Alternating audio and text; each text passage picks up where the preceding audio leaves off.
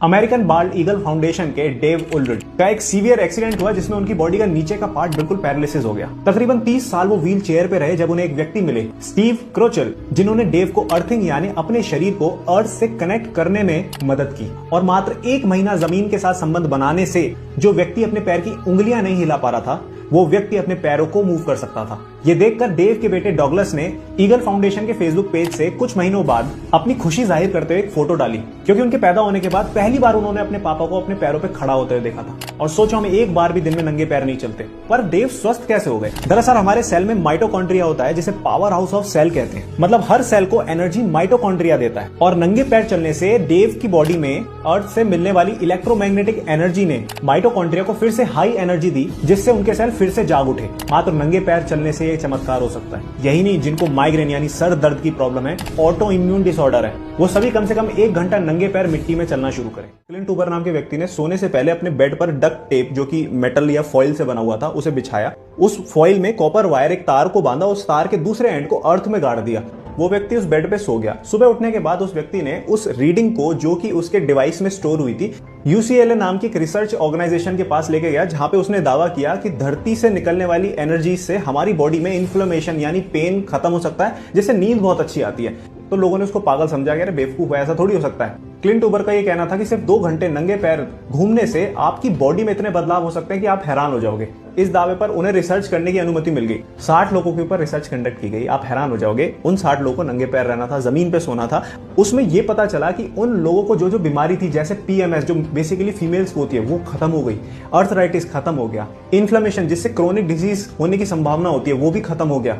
Further study में देखा गया कि सिर्फ 4 घंटे नंगे पैर घूमने से कोर्टिसोल लेवल नीचे आ गया, जो स्ट्रेस की वजह से होता है, जो कि आप देख सकते हैं ग्राफ में। हमारे इम्यून सिस्टम में WBC होता है जो हील करता है बॉडी को, उसकी एबिलिटी हील करने की बढ़ गई, जो कि आप ग्राफ में देख सकते हैं कि यहाँ पर ग्राफ ऊपर की तरफ जा रहा है। आप हैरान हो जाओगे बात जान के कि भारत के फेमस पेंटर MF हुसैन, जिनकी मृत्यु 90+ में हुई थी, उनकी मृत्यु से 3 महीने पहले उनका एक इंटरव्यू लिया गया था, जिसमें उनसे पूछा गया कि आपकी सेहत का राज क्या है। तो पता है उन्होंने क्या कहा? कम खाओ और नंगे पैर चलो।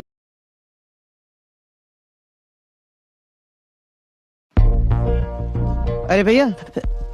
जी साहब। सेक्टर 40 तक चलोगे क्या? हाँ, क्यों नहीं चलेंगे साहब, चलिए। अच्छा आप 1 मिनट रुको, मैं अपने दोस्त को भी लेके आता हूँ। जी। रिक्शा ऑटो कर लेते हैं चलना। हाँ जी भैया, चलिए भैया। यार आजकल रिक्शा कौन लेता है यार, तो कमाल। अरे यार तू चल यार, तू मैं बताता हूँ तेरे को। चुप रहिए, कुछ बोलियो मत। हेलो। हाँ बोलो। अरे यार तुमको कितनी बार कहा है, जो सामान लाना होता है पहले बताया करो। अब मैं ऑफिस से निकल चुका हूँ, रिक्शा में बैठा हूँ। अच्छा गुस्सा मत हो, बताओ क्या क्या लाना है। हाँ तुम चिंता मत करो, मैं सारी सब्जियां ले आऊंगा। ठीक है। यार ये पत्नियां भी ना बहुत परेशान करती हैं। भैया आपकी पत्नी भी आपको इतना परेशान करती है क्या? नहीं भैया, ऐसा तो कुछ नहीं है। अच्छा 2 मिनट ना साइड पे रोकना, मेरे को थोड़ा सा घर का सामान लेना भैया। बस 2 मिनट लगेंगे, ज्यादा नहीं लगेगा। जी भैया रोकता हूँ। तो रुक, मैं आता हूँ। भैया 2 मिनट में आया। कोई बात नहीं भैया, आ जाइए आप। सॉरी भैया, ले लिया मैंने सामान। चलिए चलिए चलिए भैया।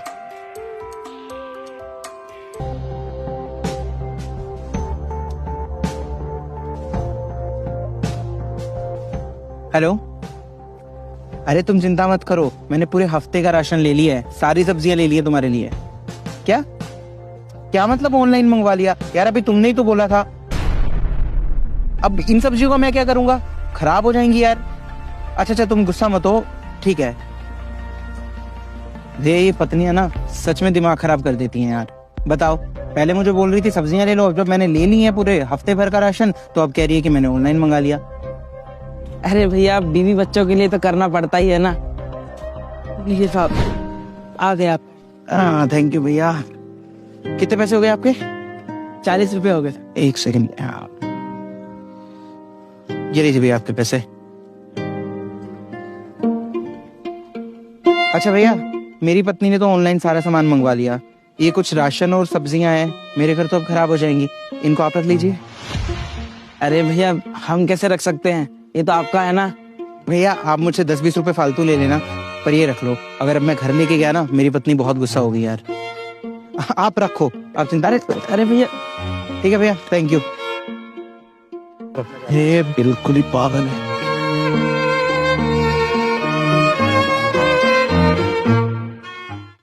ओ हेलो, क्या हुआ? क्या था वो सब? कौन सी बीवी? तेरी शादी कब हुई है?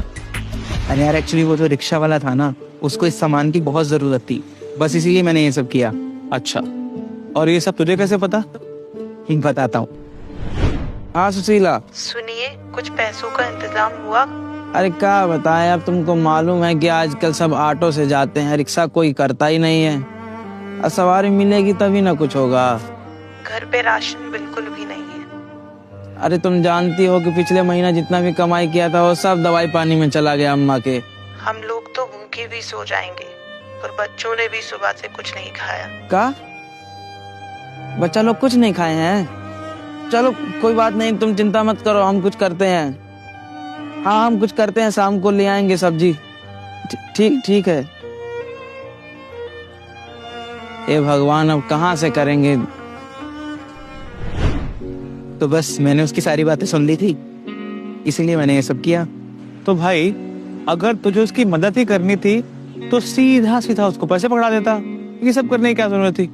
यार हमने उसको भीख थोड़ी देनी थी, अगर उसको भीख ही लेनी होती तो वो भीख मांग रहा होता ना।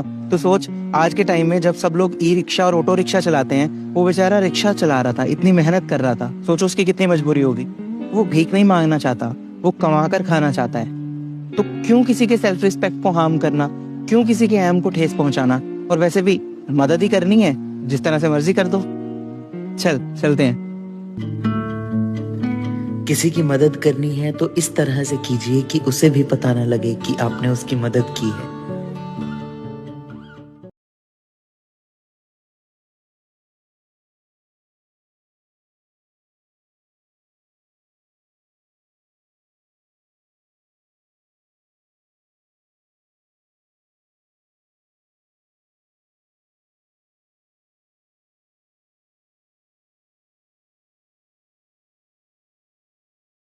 भगवान श्री कृष्ण जब माता देवकी और पिता वसुदेव को कंस के चंगुल से छुड़ाने गए, तब उनकी उम्र 14 वर्ष थी। उनकी माता ने उनसे पूछा कि बेटा तुम तो भगवान हो, तो तुम हमें पहले ही कंस के चंगुल से छुड़ा सकते थे, इतनी देर क्यों कर दी?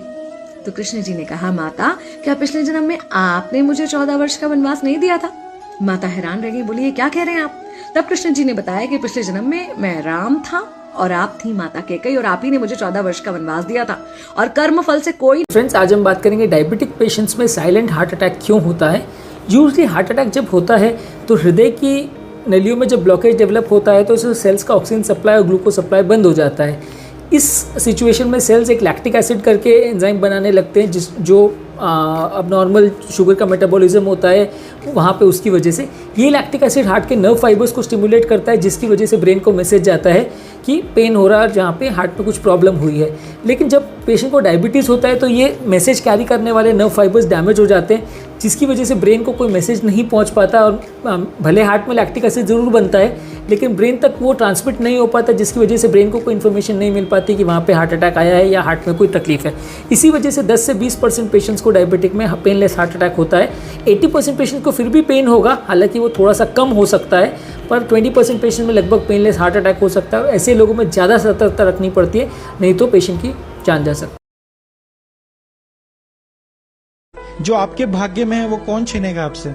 सांस आ रही है कि नहीं वापस? What you will miss, main तो वो है। वो मिस हो गया तो सब खत्म, क्या मिस है ना? फील लकी, जो है उसके ऊपर ध्यान दो और खुश रहो जीवन में। जो नहीं है उसके प्रति दुखी होते हम। Joy is love for what is, and sorrow is love for what is not, and FOMO is the output of that. जो नहीं है उसके प्रति भागते रहते, और जो है वो भी छोड़ दिया। अभी यहां से बहुत सारे एक मुट्ठी भर चॉकलेट लेके फेंकूं आपकी ओर, तो क्या होगा? सब चॉकलेट पे ध्यान है तो एक भी हाथ में नहीं आएगा। उससे अच्छा एक दो पे ध्यान रखो, एक हाथ में आ ही जाएगा। और जो एक हाथ में आया उसको एंजॉय करो, 10 छूट गए करके रोते नहीं बैठना। लाइफ में वही हो रहा है, ये छूटा वो छूटा। बाय द वे क्या छूटा है हमारा, बताओ? हमारा है ही क्या छूटने को इधर? मैं एक बात बताऊं, बैंक का कैशियर जो हमको सिखाता है ना, उतना ज्ञान कोई नहीं दे सकता। आप देखो, लाखों का आता है हाथ में पर चला जाता है। What is FOMO?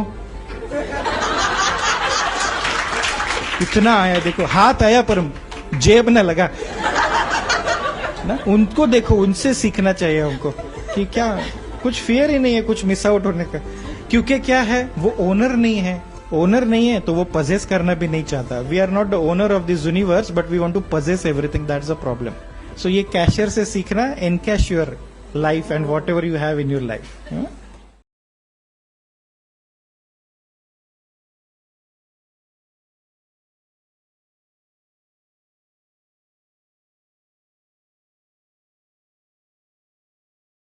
ये इतनी पावरफुल लेडी हैं कि यूके के प्राइम मिनिस्टर जो हैं वो भी झुक के इनके पैर छूते हैं.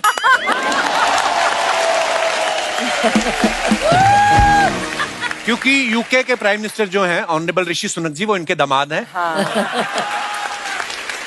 मैम एक बात बताइए, आप जब कभी यूके जाती हैं तो आपको वीजा लेना पड़ता है कि शादी का कार्ड दिखा देती हैं आप? नहीं, वीजा तो लेना चाहिए. नहीं. और लेती हूँ मैं. और एक बार मैं गई थी और रेसिडेंस एड्रेस पूछा था. मेरा हिंदी अच्छा नहीं है. बहुत अच्छा है मैम, बहुत अच्छी आपकी हिंदी. ओके टाइप है. Okay type. इनकी हिंदी भी अच्छी है, इनकी मराठी भी अच्छी है, इनकी कन्नड़ भी कन्नड़ अच्छी है, अच्छा, मल्टीलिंगुअल भी अच्छी है. या उस समय वो एड्रेस पूछा, where are you staying in London. मेरी दीदी थी मेरे पास बराबर, और मैंने लिखा 10 डाउनिंग स्ट्रीट. नहीं, मैं सोच रही थी क्या लिखूं क्या नहीं लिखूं. मेरा सन भी उधर ही रहता है, मेरा बेटा भी. उसका एड्रेस मुझे बाय हार्ट नहीं था, इसीलिए मैं 10 डाउनिंग स्ट्रीट लिखूं क्या नहीं, उससे पूछ रही थी. और बाद में लिखा 10 डाउनिंग स्ट्रीट.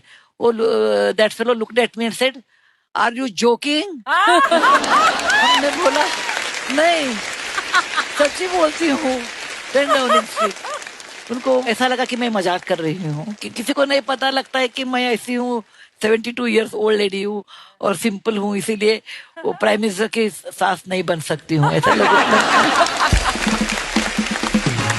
मैम, आपको एक बार आप जब फ्लाइट पर जा रही थी कहीं अब्रॉड, तो 2 बिजनेस क्लास पैसेंजर्स ने, आप लेडीज ने आपको ये भी कहा था कि आप वो इकोनॉमी वाली लाइन में जाइए. ये आपकी जगह नहीं है ना? हाँ. एक बार मैं हिथ्रो में, अभी नहीं 4-5 साल पहले हिथ्रो एयरपोर्ट में थी. मैं सलवार कमीज पहनी थी और बिजनेस क्लास का टिकट था मेरे पास. वो क्यू में खड़ी थी. उनको लगा इफ यू वेयर ए साड़ी, आप साड़ी पहन लिया तो, नहीं तो सलवार कमीज पहन लिया तो ये दीदी है, बहन जी है, इसीलिए तो बोल दिया कि बहन जी ये आपका नहीं है टिकट का क्यों, उधर है ना इकोनॉमी, उधर ठहरना चाहिए. मैंने सोचा जरा मजाक कर ले, आपसे सीखा है हमने.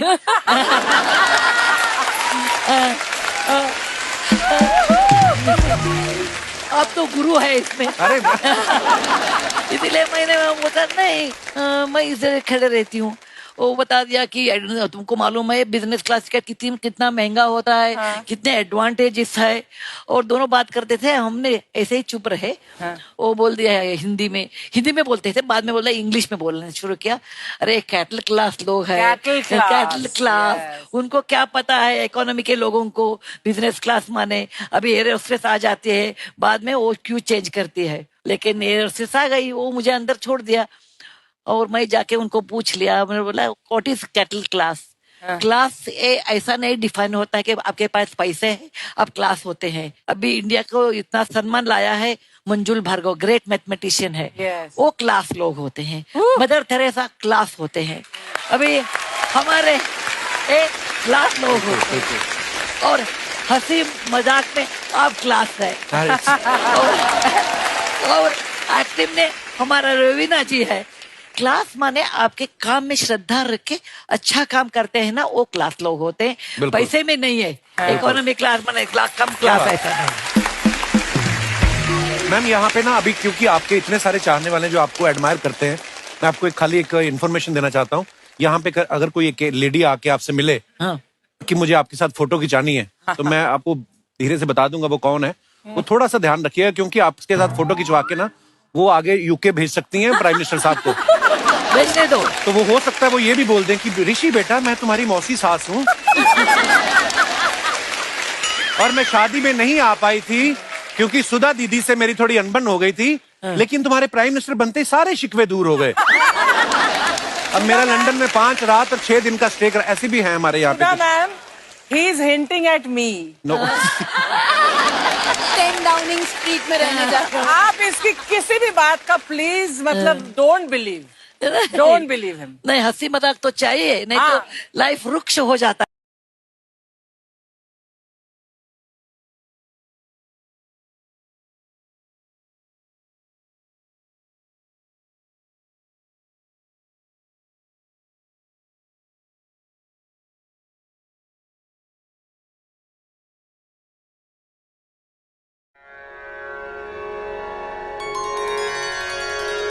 संत कवि श्री दास गणु विरचित श्री गजानन स्तोत्र।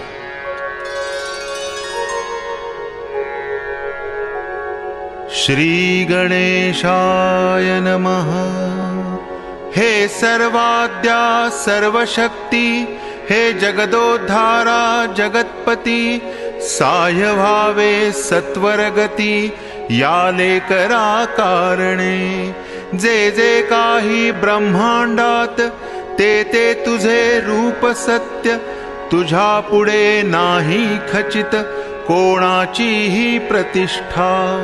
तू निरंजन निराकार, तूच अवधूत दिगंबर, साकार रूप सर्वेश्वर, विश्वनाथ तूच की। जे जे काही म्हणावे ते ते तुझे रूप बरवे, दास गणूस आता पावे, हीच आहे याचना। तूच काशी विश्वेश्वर, सोमनाथ बद्री केदार, महंकाल तेवी ओंकार, तूच की रे त्र्यंबकेश्वरा। भीमा शंकर मल्लिकार्जुन, नागनाथ पार्वती रमण, श्री कृष्णेश्वर म्हणून वेरुळ गावी तूच की। तूच परळी वैजनाथ, निधी तटाला तूच स्थित, रामेश्वर पार्वती कांत, सर्व संकट निवारता। हे कृपार्णवा नारायणा, महाविष्णु आनंद घना। मम्मा, मैं जिस बंदे को जानती तक नहीं उससे कैसे शादी कर लूं? तो जान लो, हमने कौन सा तुम्हें जान के पैदा किया था। हमें भी थोड़ी पता था जिस बेटी को हमने पैदा किया है वो दिन रात मोमो और मैगियों पे चलेगी। अगर हमें इस बात की जानकारी होती कि हमारी बेटी लोगों को एक्टिवाओं से उड़ाएगी तो हम तुम्हें पैदा करते, हम तुम्हें रिजेक्ट कर लेते। पैदा करने से पहले हम भी तुम्हें नहीं जानते थे, लेकिन फिर भी हमने तुम्हें पैदा किया ना, झेल रहे ना हम। और शादी से पहले कौन किसी को जानता है? जानने में तो पूरी जिंदगी निकल जाती है ना। अच्छा, वो तुम्हें जानता है? वो तुम्हें जान लेगा तो बेचारा अपनी जान दे देगा। तुम अपने आप को जानती हो? इतनी बड़ी लीचड़ हो चुकी हो, सुस्ती तो बेटा तुम्हारे अंदर कूट कूट के भरी है, और गुण तो तुम्हारे अंदर कोई नहीं है। उसने फिर भी हाँ कही है, निकल लो। अगर वो तुम्हें जान जाएगा ना तो वही निकल जाएगा। तो जा बेटा जा, जीने दे हमें अपनी जिंदगी। आप तो बहुत खुश हो रहे हो, जैसे मैं जाऊंगी तो आप। जय श्री कृष्णा मैम। एक मिनट, तुम ये जय श्री कृष्णा मत बोला करो, दिस इज स्कूल। तो आप यहाँ क्या बोलोगे? Good morning. What are you going to say? I'll say good morning. That's great.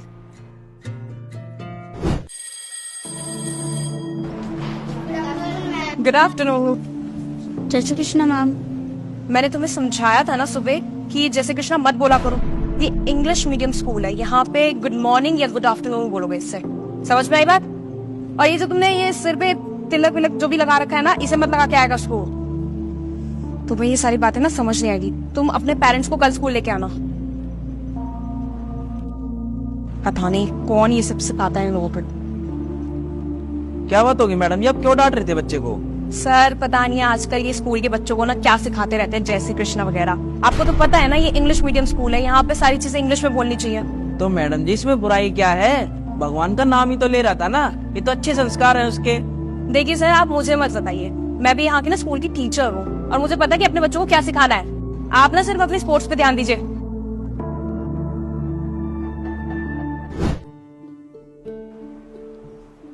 मैं कम इन? यस कम इन। मैडम आपने बुलाया, मेरे बच्चे ने कुछ किया क्या? सर आप बैठिए, इनकी क्लास टीचर आ रही है, वो आके आपसे बात करेंगे। मैम आपने बुलाया? जय श्री कृष्णा मैडम। ओह अच्छा, हाँ आप इसके फादर हैं। तभी मैं सोचूं कि ये सब कहाँ से सीख रहा है। पर मैडम हुआ क्या? मेरे बच्चे ने किया क्या है? आप पहले मुझे ये बताइए कि घर में किसके साथ ये सबसे ज्यादा रहता है? मैडम ये तो अपने दादा और दादी के साथ घर में रहता है। तो आप उनको बोलिए कि इसे कुछ अच्छा सिखाएं। पर मैडम इसने किया क्या है, आप मुझे बताइए तो सही। इसको ना मैं समझा समझा के परेशान आ चुके हैं। आप इतने अच्छे स्कूल में, इंग्लिश मीडियम स्कूल में इसको पढ़ा रहे हैं, लेकिन इसको ये बात समझ ही नहीं आ रही है। ये पूरा दिन जय श्री कृष्णा करता रहता है। अरे सुबह के टाइम से गुड मॉर्निंग बोलना चाहिए, दोपहर के टाइम से गुड आफ्टरनून बोलना चाहिए, लेकिन ये बस जय श्री कृष्णा बोलता है। अगर ये इंग्लिश नहीं सीखेगा तो इसकी लाइफ में ग्रोथ कैसे होगी? हाँ, आपका इतने अच्छे स्कूल में पढ़ाने का फायदा ही क्या है? मैडम माफ कीजिएगा, पर आप कौन से देश में रहते हैं? What do you mean by that? आप भारत में रहते हैं ना? Of course. और आप भारत में रह के अपने ही संस्कारों को भूल गई। अगर मेरा बच्चा गुड मॉर्निंग की जगह जय श्री कृष्णा बोल रहा है तो उसमें क्या बुराई है मैडम? कम से कम उसकी जुबान पे भगवान का नाम तो आ रहा है, और भगवान का नाम लेने में कैसी बुराई? मैडम आप भूल रही हैं कि स्कूल भी ना शिक्षा का मंदिर ही होता है। अगर हम स्कूल में गॉड ब्लेस भी बोल सकते हैं तो जय श्री कृष्णा बोलने में क्या प्रॉब्लम है मैडम? क्या गॉड और कृष्ण अलग हैं? मैम आपको पता है प्रॉब्लम हम में ही है, हमें शर्म आने लग गई है हमारी संस्कृति से। वेस्टर्न कल्चर को अपनाने में तो हमें कोई शर्म नहीं आती मैम, पर जहां बात हमारी अपनी संस्कृति की आती है वहां हमें बहुत शर्म आती है। मैडम मुझे बहुत गर्व है मेरे बच्चे पे कि वो अपने दादा और दादी से ये सब सीखता है। आप ही बताइए प्रिंसिपल मैडम, मैंने कुछ गलत कहा क्या? नहीं सर, आपकी कोई गलती नहीं है, गलती हमारी टीचर की ही है। हर्षिता आप बाहर वेट कीजिए, मैं आपसे बाद में बात करती हूँ। Yes ma'am. सर आप चिंता मत कीजिए, आपने अपने बच्चे को बहुत अच्छे संस्कार दिए हैं, अब आप घर जा सकते हैं। Thank you madam. Sir thank you नहीं, जय श्री कृष्णा।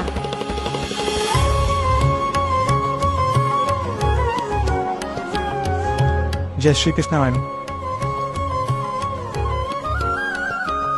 बच्चों को अच्छे संस्कार देना हमारी ही जिम्मेदारी है।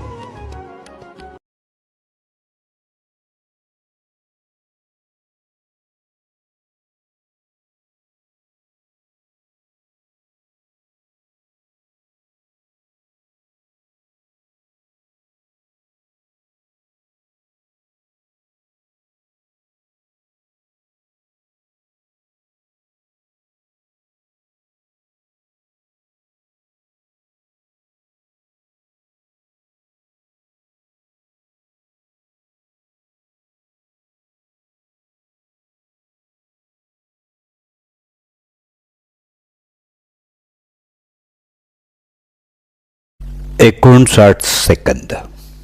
लेखन तन्वीर सिद्दीकी. तुम्ही ट्रॅफिक सिग्नलला तुमची गाडी उभी असताना लाल दिवा हिरवा होण्याच्या आधी जे डिस्प्लेला सेकंद काट्याचं काउंटडाऊन सुरू होतं ते बघता का? मी बघतो, मला मजा येते, तेवढाच काहीतरी बालिश टाइमपास. अशीच एक सकाळची वेळ. चौकात आमची कंपनीची बस सिग्नलला लागली होती. 59 सेकंदाचा आमचा हॉल्ट होता. सिग्नल लागल्या लागल्या सिग्नलला रस्त्याच्या बाजूला असणारी दुतर्फा चालती फिरती दुकानं जागी झाली, जिवंत झाली.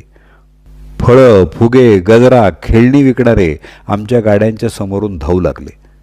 भिकारी भीक मागू लागले. या सगळ्यात ते दोघं होते. त्यात ती मोठी होती, तो लहान होता. ती मोठी म्हणजे जास्त मोठी नाही, 10-12 वर्षांची, आणि तो लहान म्हणजे अगदी लहान नाही, 7-8 वर्षांचा. बहीण भाऊ असावेत. दोघंही गजरा विकत होते. टोपली बहिणीकडे होती. तिचं काम खूप चपळतेनं होत होतं, कारण त्या व्यवसायाची पूर्ण जबाबदारी अर्थातच तिच्याकडे होती. ती त्या 59 सेकंदाचा पूर्ण वापर करत प्रत्येक गाडी, रिक्षा, बस यांच्या समोरून धावत होती. मध्येच थांबून विचारेल त्याला गजरा दाखवत होती, भाव सांगत होती, पैशाची घासाघीस करत होती. मध्येच एखादा गजरा देऊन पैसे टोपलीत टाकत होती, परत पुढच्या गाडीकडे पळत होती. त्या मानानं तिचा लहान भाऊ सौम्य होता. त्याच्या हातात तिनं सहज 2-3 गजरे दिले होते.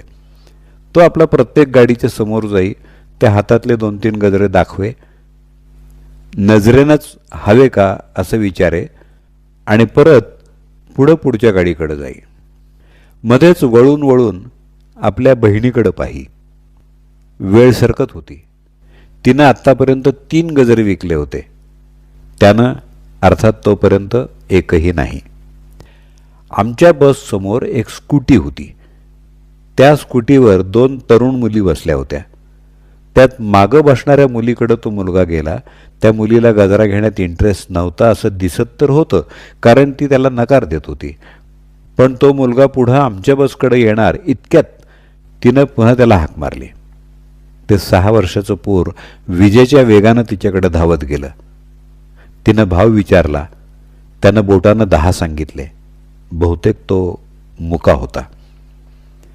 ती ओशाळली. तिनं पटकन पर्समधून काढून त्याला 10 रुपये दिले आणि गजरा घेतला. सिग्नल सुटायला 10 सेकंद बाकी होते.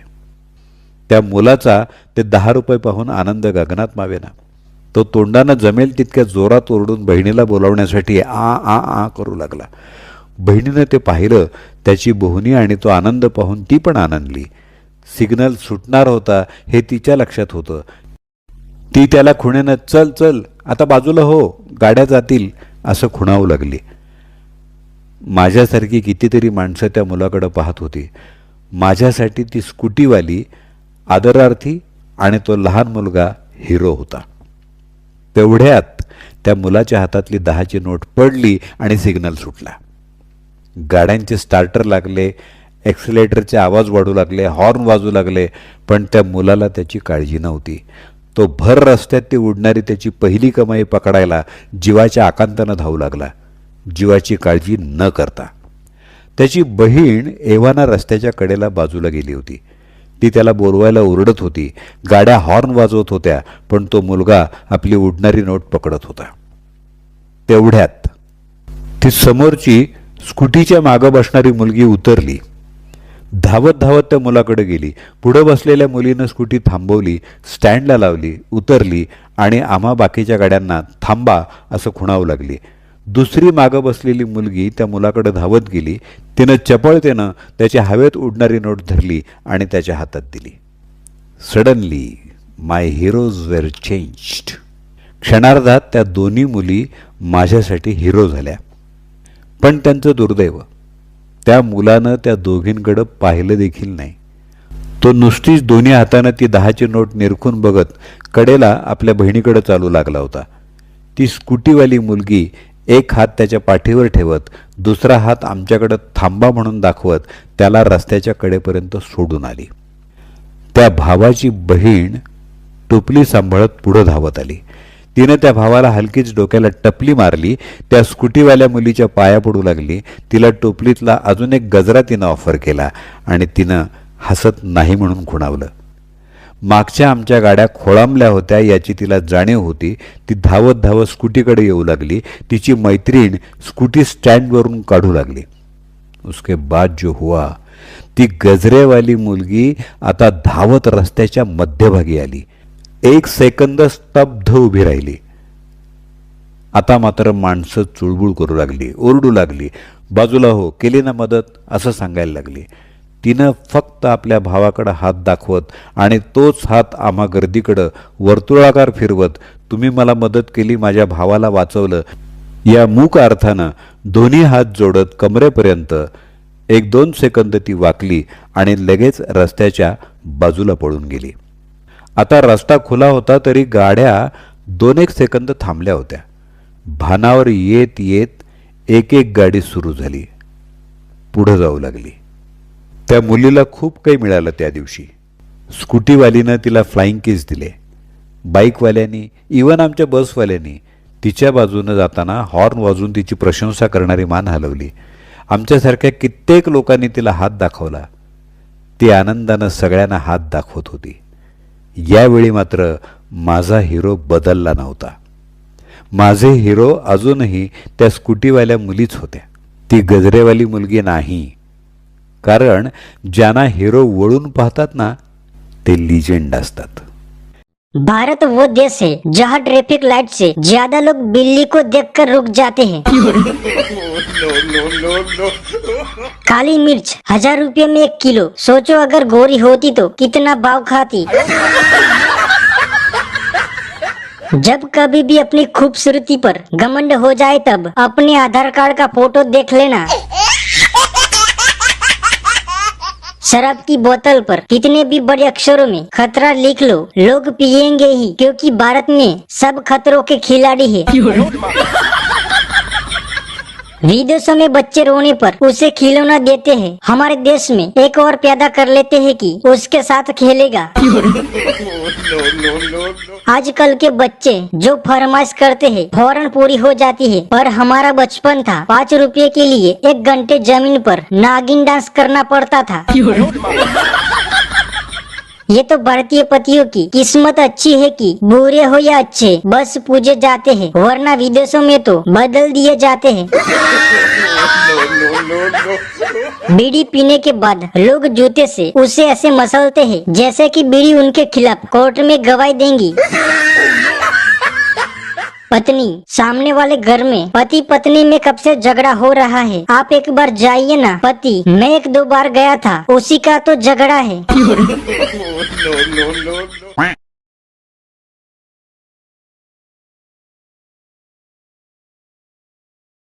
आज हम बात करेंगे डायबिटिक पेशेंट्स में एंजियोप्लास्टी क्यों टफ होता है।